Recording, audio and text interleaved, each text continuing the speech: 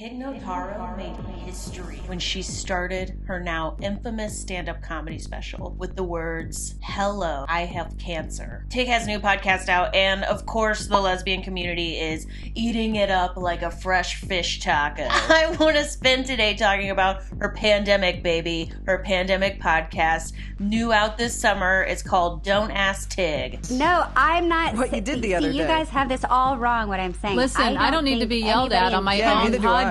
I feel the urge to freeze some eggs for some reason. I wish I could hear Tig's voice in my head all the time. I want to talk about her pandemic podcast because it might not be what you think. What's up? I'm Amanda. I'm addicted to... And this is my really gay YouTube channel.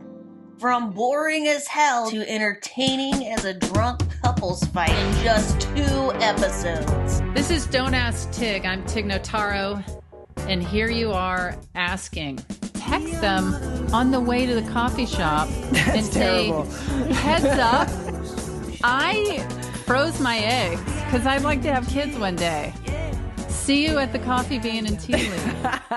So the first episode of Don't Ask Tig is awful. Straight up boring as It's one of the most boring podcast episodes I've ever listened to. You might be surprised that the guest she had on for her opening episode is Will Ferrell. I talk about this in the video I made for the Tegan and Sarah Pants podcast episode not too long ago, but there's a phenomenon, at least I have a theory about this. There's a phenomenon in my head where when podcasts have on celebrities or their niches, royalty, those episodes are worse than the regular episodes because the hosts are nervous. They're so super grateful. It's like, you don't want to see somebody on their knees and off their guests the whole time. You want the juice. Give me the steroids. Give me the gossip. Entertain me a little. And it's no different here with Will Ferrell in episode 1, who is considered, a god amongst comedians and improvisers. Thank Athena this doesn't last, but honestly, the first few episodes of Don't Ask Tig, she discusses the most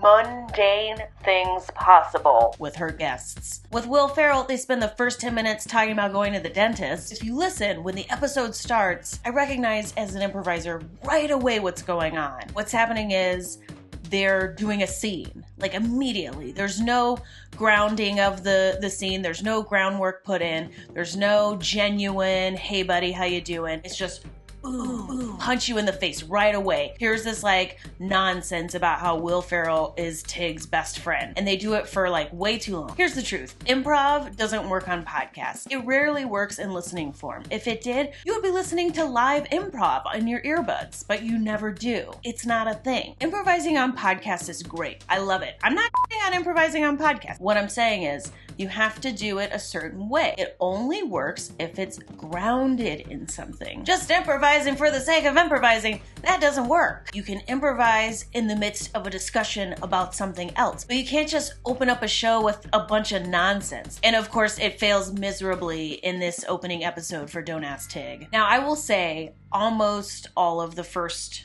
5 to 6 episodes of Don't Ask Tig are rough. She's getting her footing as a podcast host, and the content quality level is just not quite there. Even the episode with Nicole Byer is boring, and Nicole Byer is not boring. If anybody should zap the boring out of something, it's Nicole Byer. The worst thing that ever happened in my life! But even that episode is lacking. There's one particular episode in the first 5 or 6, though, that stand out. It's the Sarah Cooper episode. Sarah Cooper, who you may know, is famous for mocking President Trump. Was in the debates where Kamala just took him apart. Now, Kamala's terrible. She went down from 15 to... I watched her drop like a rock. I smiled the entire time that Sarah and Tig were talking. Well, I don't mean to make this a competition, but I've also been on Lawrence O'Donnell. Now, yeah, he actually mentioned you to me. He said he didn't enjoy that interview that much, but he said he enjoyed interviewing me a lot more than Tig Notaro. That's what he said. Sarah Cooper. Sarah Cooper. How dare you? I'm just trying to keep it real, man. I know, dude.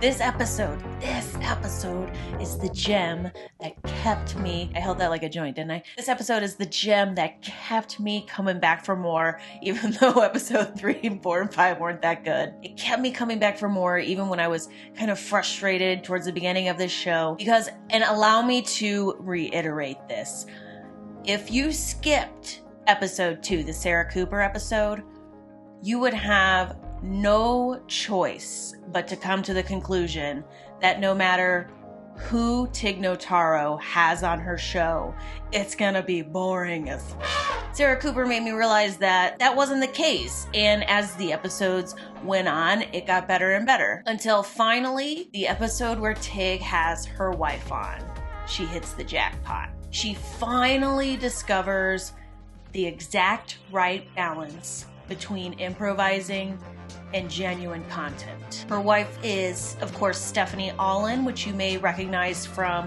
the L Word, Generation Q. I thought she did a really great job in that show and continues to soar when she comes on to Don't Ask Tig. When I listened to their episode, I realized, like, this is the episode when the show finally figures out that you have to be structured around a simple but interesting concept. The concept, of course, for Don't Ask Tig being every week, Tig has a guest on, and together they answer questions from the audience. They give people, it's an advice show. It's a classic advice show disguised as a cute lesbian podcast. Every week, Tig and a guest answer questions emailed in from us, from the audience. The formula of them answering these questions works. The questions end up providing a sense of being grounded and that they're not just like babbling on for no reason. And then when they're answering, you know, when they wait a little and they're answering and they're like kind of being sincere, but then they're sometimes improvising. Opening episode, no grounding whatsoever, no genuine discussion. Again, I wonder if maybe some of the guests were so famous. Maybe the Sarah Cooper episode stands out because Tig looks at, you know, internet stars a little lower than somebody like an Ira Glass, which was one of the first few guests, or of course like Will Ferrell. But either way, the first episode with Will, it was just too much, too over the top, too right away. I didn't get one single genuine answer. I found it kind of annoying. Later on, Tig gets her footing. Her and her guests, they can give good yet funny answers while improvising. If you've ever listened to the classic NPR show, Wait, Wait, it is very structured, but what they do is they bring on funny people. They bring on comedians, and the comedians improvise, they tell jokes, they do all kinds of stuff. But it's not just, okay, here's our show, everybody say stupid shit. Like, that's not the show. Like, that's a terrible show. But later on, after she has her wife on with the following guests, when she has on Olivia Munn, she's much more focused. You know, she's realized, I have to edit myself a bit. I can't just, you know, Instagram live every week. Like, we got to be entertaining for people. Improvise while giving real advice, and that is the structure. Side note, the music for this show is perfect. It's amazing, but I am pissed. I'm honestly really pissed about this. I cannot find who does their intro song. I want to know who does the intro song. It gets stuck in your head. It's so good. It's so perfect for this show. It's like slightly nerdy, but like slightly cool, and like it's so Tig. I want to know who the artist or the musician or the band. I want to know, like, is it Tig? I don't know. Like, who did this? When I tried finding it, I Googled it, I went to their website, I went to the episode descriptions, and there's no reason for them not to give credit to whoever does the intro. I just don't get it. If you want to skip the episodes where Tig is just kind of finding her footing, besides episode 2 with Sarah Cooper, I would go ahead and go to episode 10. There's quite a few after that.